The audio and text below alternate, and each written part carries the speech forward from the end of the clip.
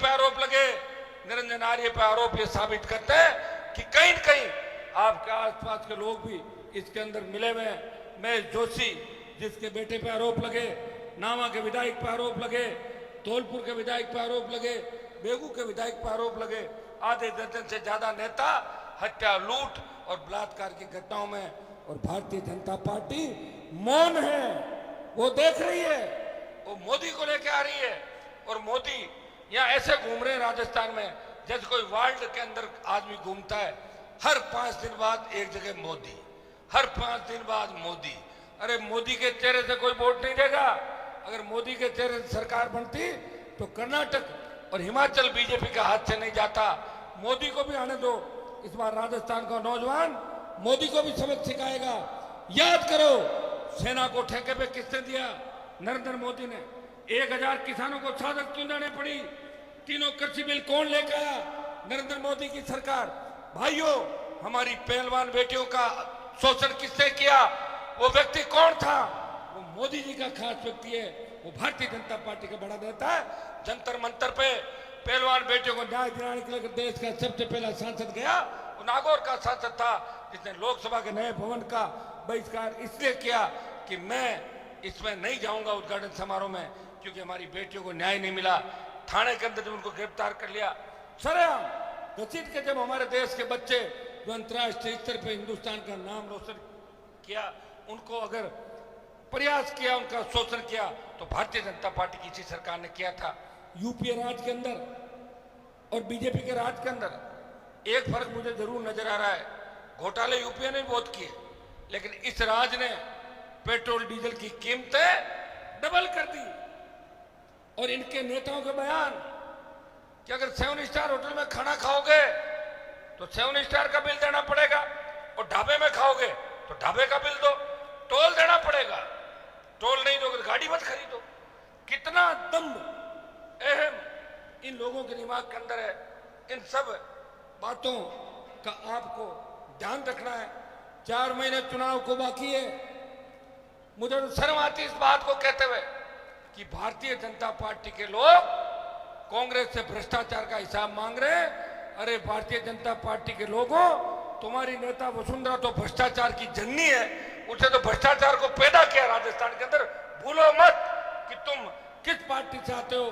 तुम्हारे कई नेता जिन पे भ्रष्टाचार के मुकदमे चल रहे हैं, तुम्हारे कई नेताओं की सीढ़ियां बाहर आई, जिस तरह कांग्रेस के नेताओं की सीढ़ियां राजस्थान ने देखी थी। तुम लोग अगर इस तरह की बात करते हो तो जनता के साथ सरासर धोखा। ये एक पर्ची आई बजरी के ठेकेदार के द्वारा प्रशासन की मिलीभगत से बजरी के वाहन ओवरलोड भरवा रहे हैं। ये तुरंत प्रभाव से, ये तो हम लिख के दे ही रहे हैं, लेकिन बजरी का जो मामला है ये बहुत बड़ा मामला है, ये बहुत बड़ा खेल है। और हम प्रयास करें कि इसकी जांच ईडी करे। और लोकसभा के अंदर जब मैं इस बार जाऊंगा तो पूरा पुलिंदा बजरी का ले जाके लोकसभा के अंदर मामला भी उठाऊंगा। मैं कोशिश करूंगा कि प्रधानमंत्री जी बार बार कहते हैं कि हम सीबीआई और ईडी का दुरुपयोग नहीं करते। दुरुपयोग तो जरूर करते हैं, लेकिन हमारे कहने से उपयोग कर रहे हैं कि नहीं कर रहे हैं ये भी देख लेंगे। जिस तरह पेपर लीक की घटनाएं हो रही है, जिस तरह नेताओं के नाम आ रहे हैं, ईडी की दस्तक तो राजस्थान में है, लेकिन ईडी संजय सोत्रे को गिरफ्तार नहीं कर रही है, आरपीएससी का चेयरमैन को नहीं पकड़ रही है। उन तमाम आरपीएससी के मेंबर जिन अरबों खरबों कमाए, घर बैठे अपने रिश्तेदारों को, अरे कहां जा रहे हो, रुको एक बार, रुको। ऐसे कोई राज मिलता है क्या? ये चलती है हर कहीं पे। भाइयों, ईडी पूछताछ की बात जरूर करती है, लेकिन करेगी क्या ईडी ये तो बताओ। ईडी आ गई, ईडी आ गई, ईडी आ गई, लोग खुश हो रहे हैं कि ईडी आ गई तो सब ठीक होगा। लेकिन मुझे तो ईडी के अंदर ज्यादा कष्ट नहीं लगा। बजरी का मामला भी हम ईडी को सौंप देंगे। अगर इसके अंदर कुछ होना है तो हम देखेंगे। मुझे तो कम ही चांस लग रहे हैं, क्योंकि ये जो मिला जुली का खेल है, इसके अंदर सब लोग मिले हुए हैं। भाइयों, राजस्थान के अंदर नशा जिस तरह बढ़ रहा है, मैं जिस इलाके से आता हूँ, पश्चिम राजस्थान का इलाका नशे की प्रवृत्ति में डूबा जा रहा है। यहाँ का नौजवान इसमें एक एमडी अफीम डोडा पोस्ट इसका आदी हो गया। अगर हमारा जवान कमजोर हो गया तो किस तरह हम नई पीढ़ी नए देश के उसके निर्माण की बात करें। नए राष्ट्र का निर्माण जब होगा जब हमारा जवान मजबूत होगा, स्वस्थ होगा और वो इस देश को ठीक करने का प्रयास करेगा। ये जो हिंसक घटनाएं प्रदेश के अंदर हो रही है, जिस तरह माफिया पनप रहा है, जिस तरह भ्रष्टाचार अपराध पनप रहा है, इसके पीछे सबसे बड़ा कारण है वो बेरोजगारी है। 4 लाख खाली पद पड़े हैं और हमारी जो जमीनें बाहर की कंपनियां आती है, फैक्ट्रियां लगाते हैं। मैं बाड़मेर गया, पता लगा कांग्रेस का बड़ा नेता है, उसका भाई पार्टनर है। मैं बीकानेर गया, मंत्री कांग्रेस का नेता पार्टनर, हनुमानगढ़ कांग्रेस के नेता पार्टनर, भीलवाड़ा कांग्रेस के नेता पार्टनर, टोंक कांग्रेस के नेता पार्टनर। जो आपका बिजली का ठेकेदार जिस लीज का मालिक है, जिसके नाम से सेठी के नाम से लीज है, वो किन किन कांग्रेस के नेताओं का पार्टनर है आप सब अच्छी तरह जानते हो। किसके साथ उठता है, लंच डिनर कहां लेता है, वो कांग्रेस के नेताओं का पार्टनर है।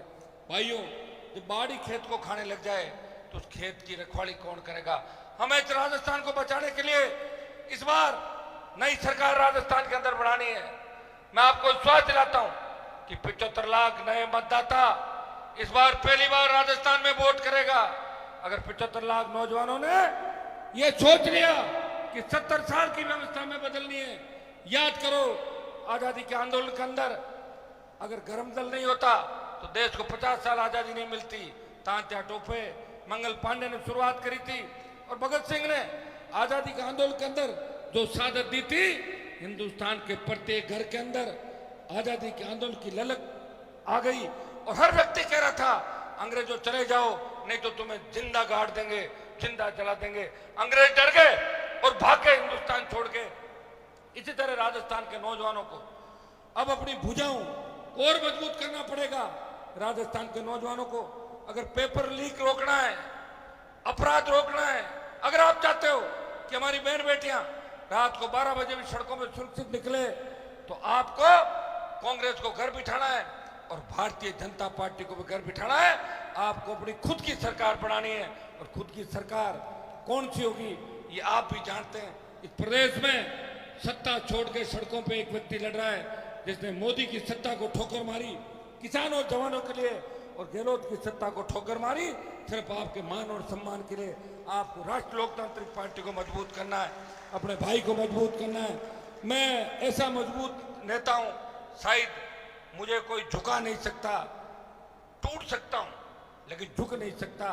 मेरे घर के अंदर किसी नेता की फोटो नहीं है, मेरे घर के अंदर फोटो मिलेगी तेजाजी महाराज की, देवनारायण भगवान की, सुभाष चंद्र बोस, भगत सिंह की, या किसी ऐसे लोक देवता की जो कोई गाय के लिए जिसने शहादत दी, किसी ने सामाजिक समरसता को कायम रखने के लिए शहादत दी।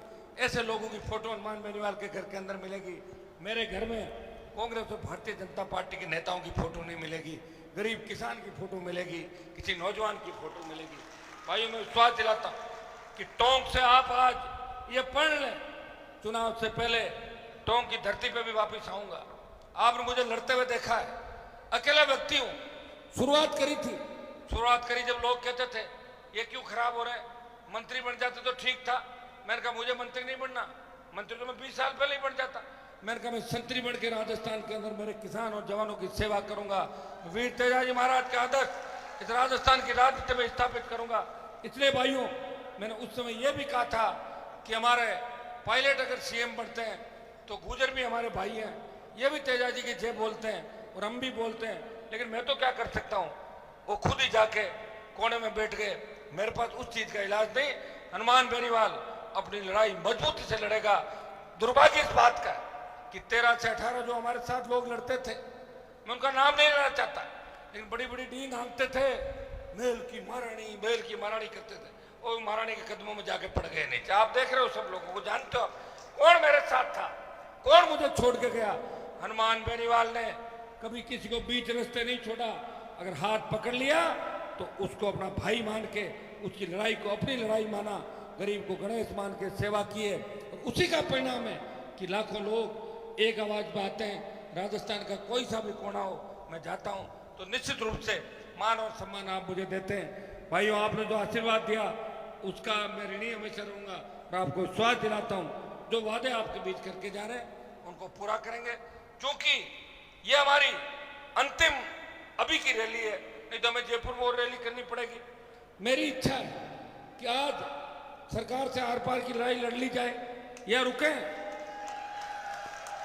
बताओ कि भाई टोंक के कलेक्टर के पास तो बिस्कुट या भुजिया मिल सकता है, आप ही जानते हो, ठीक है ना, और एसपी के पास कोई सामान नहीं, और जयपुर अपने से नजदीक है। अगर आप सारे साथ चलो, 70-80 की स्पीड गाड़ी चलाओ तो मैं जयपुर की तरफ ले चलूं सबको। बताओ आप लोग, बोलो बताओ। अरे कहीं बीच में तो नहीं छोड़ दोगे ना मेरे को? ऐसा नहीं मेरी चले पीछे हो जाओ, तो मैं जयपुर तो घुमा के ले आऊं आप लोगों को। तो अपन जयपुर कूच करते हैं, बद्री माफिया का अंत बद्री की तरह कम करे, इसका ठेका निरस्त करे, और बद्री की जितनी भी पेनल्टी और गलत तरीके से बद्री खोदी है राजस्थान के अंदर, उसकी जांच करे, तो पेनल्टी लगाए और माफिया पे सरकार शिकंजा कसे राजस्थान के अंदर। मैं आपको आह्वान करता हूं कि आगे मैं चलूंगा और मेरे पीछे आप चलोगे। मेरे से आगे जाने की कोशिश मत करना आप लोग, तो ध्यान रखना। आगे जाने के बाद गड़बड़ हो जाती है, इसलिए आगे मैं चलूंगा, पीछे आप चलोगे। एक मैं आपको आश्वस्त करता हूं कि मेरे जाने के 5 दिन बाद टोंक प्रशासन ने, कुछ वो ठेकेदार के लोगों ने मुकदमा दर्ज कराया था मेरे भाइयों पे। मैं आपको विश्वास दिलाता हूं उस मुकदमे में कोई कार्रवाई नहीं होगी, उसको खत्म करा देंगे, ये मैं भरोसा आपको दिलाता हूं। तब अपन अगले 2-3 मिनट बाद अपन कूच करते हैं। देखो बीच में मत जाना, ऐसा नहीं गाड़ी निकल पड़ो, कूच हो रहा है। मेरे साथ जिन की गाड़ियां हैं और जिनके दिल कमजोर है वो अपने गांव चले जाएं, और जो मजबूत है वो मेरे साथ जयपुर कूच की ओर स्पीड से चले। बहुत बहुत आपको धन्यवाद। मैं आगे चलूंगा, आप पीछे चलना। सरकार मानती है तो ठीक है, और नहीं मानती है